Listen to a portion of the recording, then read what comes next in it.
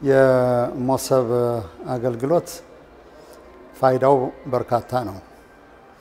በመጀመሪያ ደረጃ መንግስታት ለህዝቦቻቸው የተቀላጠፈ የሰለጠ አገልግሎት የመስጠት ኃላፊነትም ግዴታም አለባቸው። በኢትዮጵያ የዘመናት የመንግስት አገልግሎት እና የመንግስት አገልግሎት አሰጣጥ ዙሪያ በአብዛኛው እጅግ አድካሚ ምናልባትም የሚያስቆጣ ለማለት ይቻላል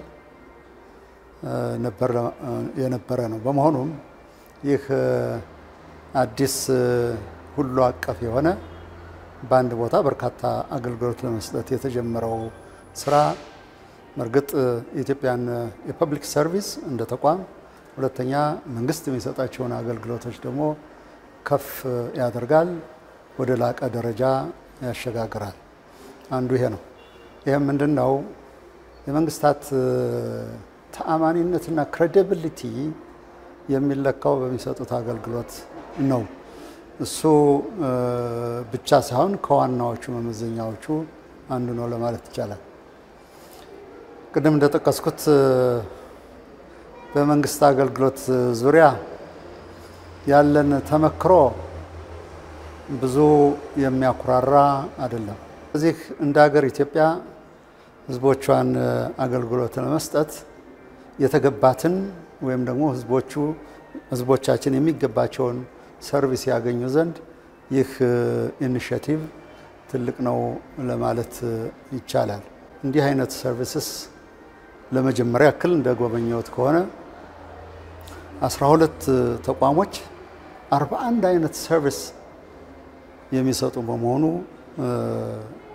እጅግ ከፍ ያለ ነው። በተለያዩ ዓለማት ዞረን ተመልክተናል።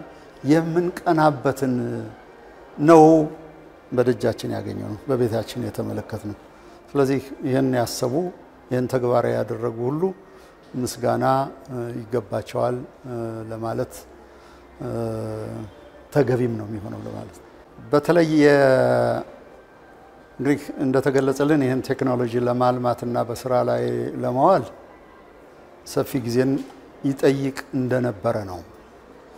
የሆነ ሆኖ ግን በራሳችን ባለሙያዎች ኢኖቬተርስ ባጭር ጊዜ ይሄንን አልምቶ ወደ ስራ ማስገባት ታላቅ እምርታ ነው።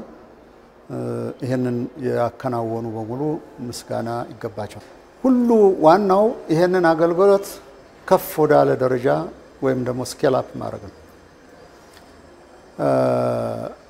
አንድ ሁለተኛ የዚህን አገልግሎት ፋይዳ እያንዳንዱ ማህበረሰብ ያውቀው ዘንድ ሰፊ የተግባቦት ስራ ማከናወን የሚገባ ይመስለኛል።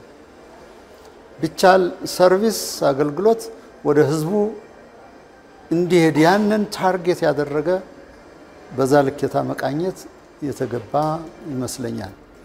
የሆነ ሆኖ ግን አሁን እንግልትን፣ በፀሐይ መንቃቃትን፣ በእግር መኳተንን ይህንን የሚያስወግድ መሆኑን ማህበረሰቡ የግዴታ ያውቀው ዘንድ ሰፊ የተግባቦት ስራ ሊከናወን ይገባል የሚል እምነት አለኝ።